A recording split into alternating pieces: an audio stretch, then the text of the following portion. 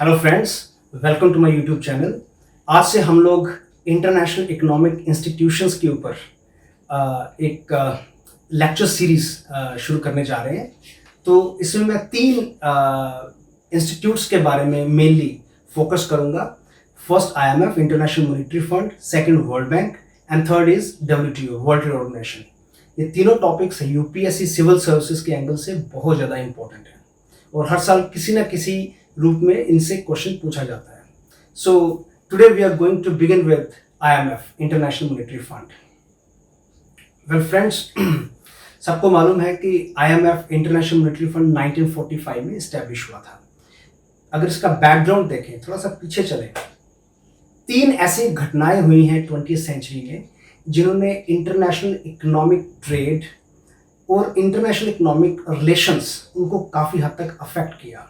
These three major events were first World War 1949 to 19, second was 1929 Great Depression, and third was Second World War 1939 to 45. By the end of Second World War in 1944, 44 heads of different nations, they gathered at a place called Bretton Woods, New Hampshire, United States of America. Brayton would में ये conference होती है और इस conference का जो main मुख्य आकर्षण था वो थे J M Keynes, professor J M Keynes. He was chief guest of this conference. No, professor J M Keynes he suggested establishment of three institutions जिनको हम ट्राइका भी कह सकते हैं। First was IMF, international monetary fund. Second was IBRD, international bank for reconstruction and development, जिसको हम world bank के नाम से जानते हैं। And third was ITO, international trade order, एक ऐसी बॉडी जो ट्रेड को रेगुलेट करे world wide. But US used veto power और यूएस ने कहा कि हम आईटीओ नहीं चाहते। तो आईटीओ के प्लेस पे 2 साल बाद GATT, general agreement on tariff and trade आता है। सो गैट की चर्चा हम करेंगे डब्ल्यूटीओ में, वर्ल्ड ट्रेड ऑर्गेनाइजेशन में। वेल 1945, 27 दिसंबर 1945 आईएमएफ और वर्ल्ड बैंक, आईबीआरडी, इनकी इस्टेब्लिशमेंट हो जाती है। इसलिए इन दोनों इंस्टीट्यूशन को ब्रेटन वुड ट्विंस भी कहा जाता है। तो अगर हम हाइलाइट्स की बात करें, अगर हम कैरेक्टरिस्टिक फीचर्स की बात करें आईएमएफ की, तो 3-4 पॉइंट्स याद रखने वाले हैं। फर्स्ट, जैसे मैंने आपको बताया, it was established on 27 December 1945। Second, it is headquartered at Washington DC. Washington DC में आईएमएफ की बिल्डिंग है, हेडक्वार्टर है। थर्ड, 1945 में when IMF was established, there were 29 members. Today there are 189 members. And Republic of Nauru, it is the newest member. It was inducted into IMF in the year 2016, so it is 189th member. And Kristalina Georgia, she is the managing director of IMF. कई बार मैं student से पूछता हूँ कि what is the difference between IMF and world bank. Most of students they don't know, तो let me tell you. IMF और world bank में 2 major differences हैं। First, IMF provides short term loan, whereas world bank provides long term loans.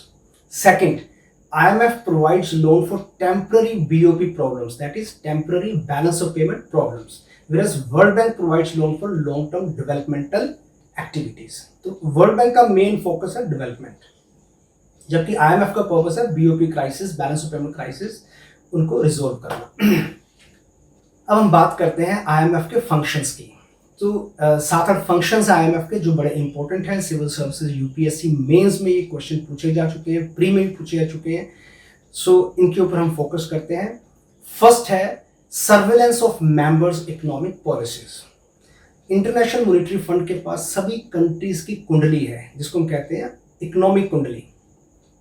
It keeps track on what is happening in a nation on economic front, whether a nation is going right और wrong. If a nation is going wrong, it warns that nation. और nations की growth को लेके ये predictions करता है। एक अगर आप आईएमएफ की वेबसाइट को विजिट करोगे, यू विल फाइंड, जैसे इंडिया है, इंडिया का 2024-25 तक प्रेडिक्शंस उन्होंने दे रखी है।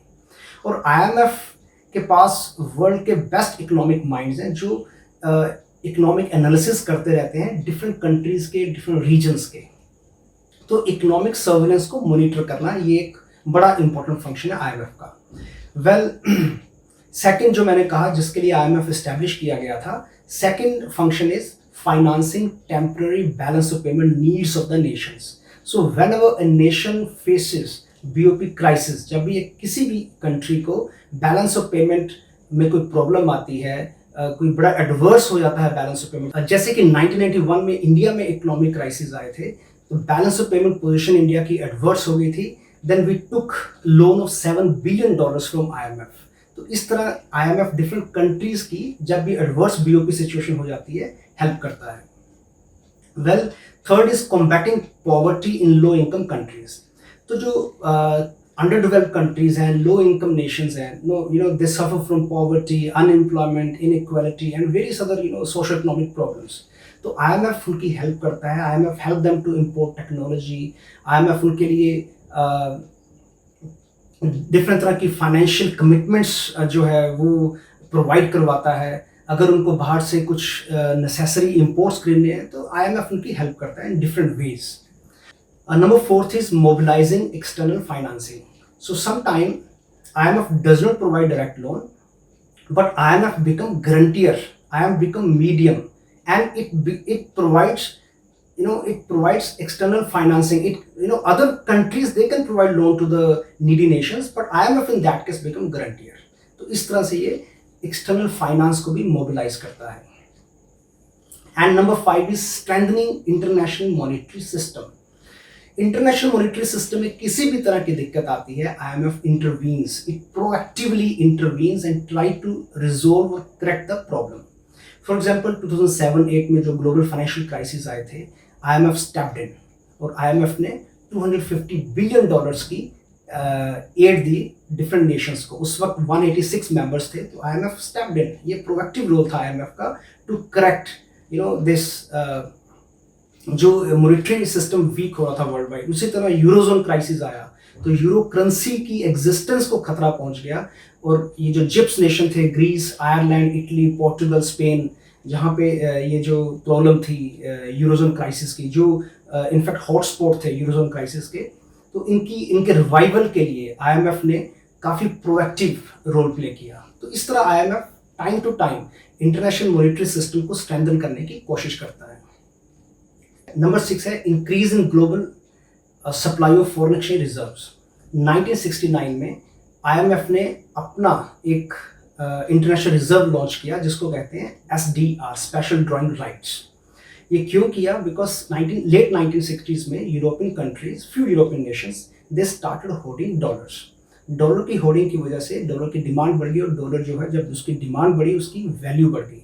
जब डॉलर की वैल्यू बढ़ गई, लेकिन यूनाइटेड स्टेट्स के लिए यूनाइटेड स्टेट्स के लिए डॉलर जो था वो एप्रिशिएट हो गया। जब एप्रिशिएट हो गया उसकी वजह से यूनाइटेड स्टेट्स के जो एक्सपोर्ट्स थे वो सफ़र होना शुरू हो गए। तो यूनाइटेड स्टेट्स ने फिर आईएमएफ को कहा कि आप कुछ कीजिए। Then international monetary fund it introduce SDR, special drawing rights. So number 7 is building capacity through technical assistance. IMF provides technical assistance to different member nations in different ways. Technical assistance means IMF जो है वो different जो member Nations हैं यहाँ के economist, banking officials को train करता है।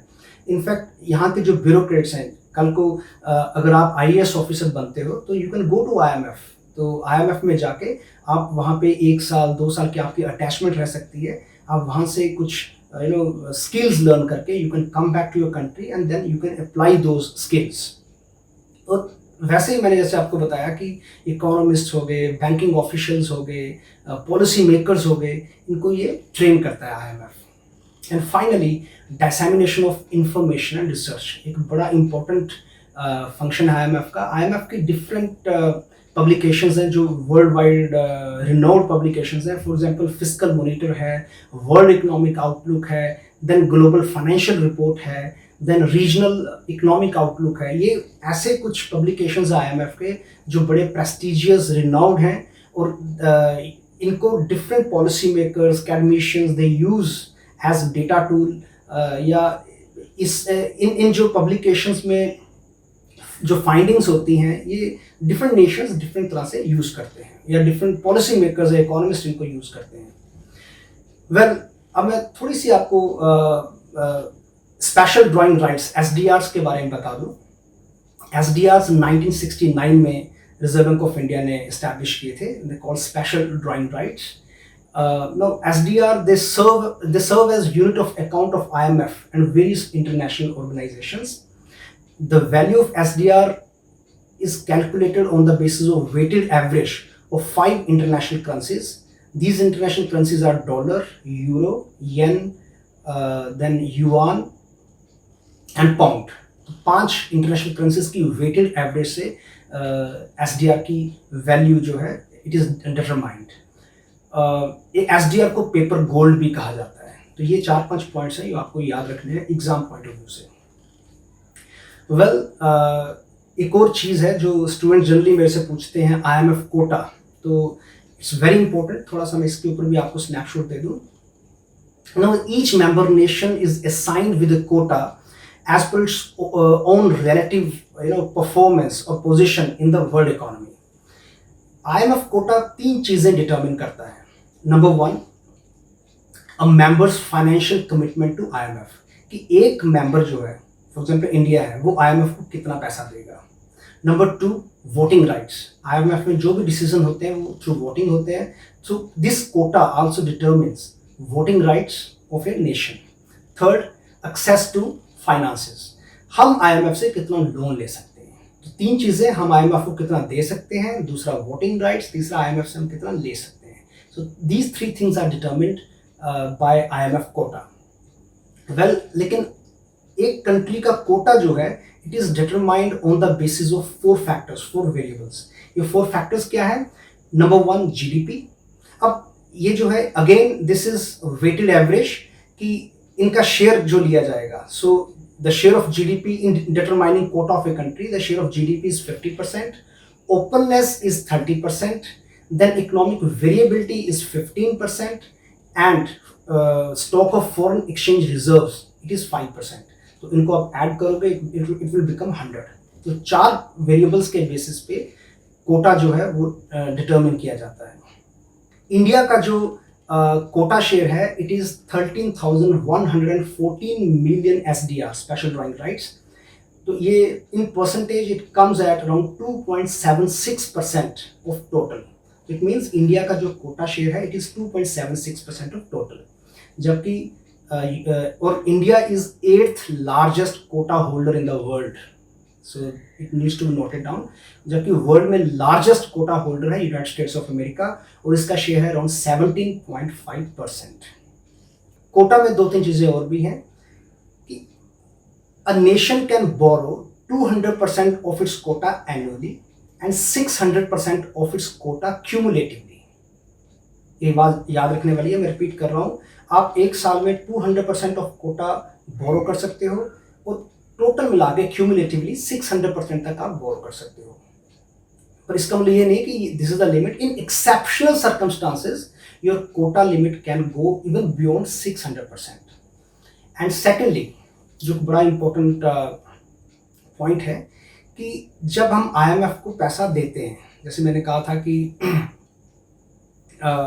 कमिटमेंट टू IMF, जो फाइनेंशियल कमिटमेंट हमारी IMF को है, तो IMF को जब हम पैसा देते हैं 75% can be paid in domestic currency and 25% can be paid in hard currency.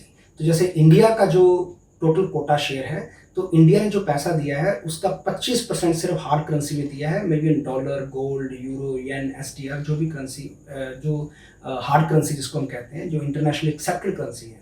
और जो 75% है वो दिया है रुपी में। वेल, तो ये अभी कोटा की भी बात पूरी होगी। Now we come to India's economic relationship with IMF। ये क्वेश्चन यूपीएससी मेंस में पूछा जा चुका है।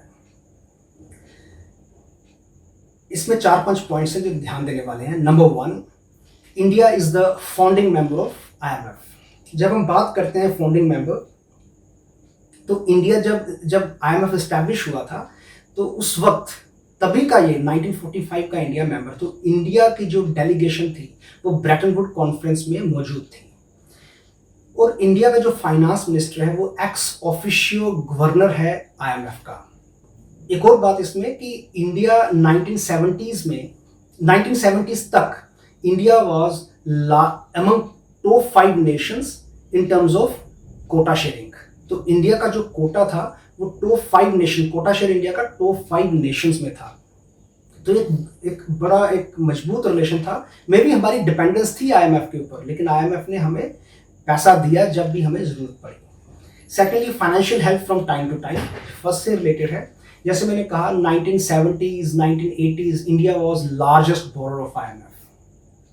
1991 मैंने आपको बताया $7 बिलियन का लोन हमने आईएमएफ से लिया। वो एक कंडीशनल लोन था। आईएमएफ ने उसके बदले में हमें कहा कि आप डिफरेंट तरह का आप जो स्ट्रक्चरल एडजस्टमेंट प्रोग्राम है वो अपनी कंट्रीज में इंट्रोड्यूस कीजिए। तो हमने उसके बेसिस पे न्यू इकोनॉमिक पॉलिसी इंडिया में लॉन्च की। Well, help during global financial crisis. Global financial crisis जो थर्ड पॉइंट है, ग्लोबल फाइनेंशियल क्राइसिस 2007-8 में आया था एंड $250 बिलियन की एड आईएमएफ ने डिफरेंट कंट्रीज को दी। उसमें इंडिया का शेयर जो था वो $4.5 बिलियन था। एक मैं बात बता दूं कि इंडिया 1993 के बाद इंडिया ने आईएमएफ से लोन नहीं लिया, लेकिन ये जो एड थी ये स्पेशल एड थी जो ग्लोबल फाइनेंशियल क्राइसिस में सब कंट्रीज को मिली है, अपनी यूएसए को भी मिली है। So this aid is different type of aid. तो ये वो नहीं है कि हमने कोई लोन जैसे बीओपी क्राइसिस या किसी क्राइसिस के कारण हमने कोई लोन खुद जाके आईएमएफ से मांगा है, तो ऐसा नहीं था। फोर्थ, कोटा होल्डिंग की बात है। मैंने आपको बताया कि इंडिया, पहले भी डिस्कस हुआ कि India is among the top 10 quota holders in the world. Right now India position is 8th। India का टोटल कोटा जो है आईएमएफ में it is around 13,114 million SDRs, जो कि 2.76% ऑफ टोटल कोटा शेयर है। And finally, India has availed services of specialists of RBI people. They keep of IMF. IMF people they keep visiting India. IMF के पास world के top economic brains हैं।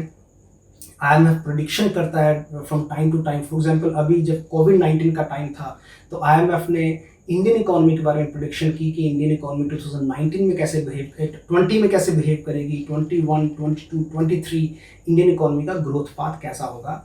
और IMF की तरफ से projections Indian economy को आती हैं, एडवाइजेस इंडियन इकोनॉमी को आती हैं, और इंडिया में जो पॉलिसी मेकर्स हैं they take IMF's advice very seriously. तो well friend, this is all about IMF. Next discussion में I will talk about world bank and India's economic relationship with world bank. Thank you very much.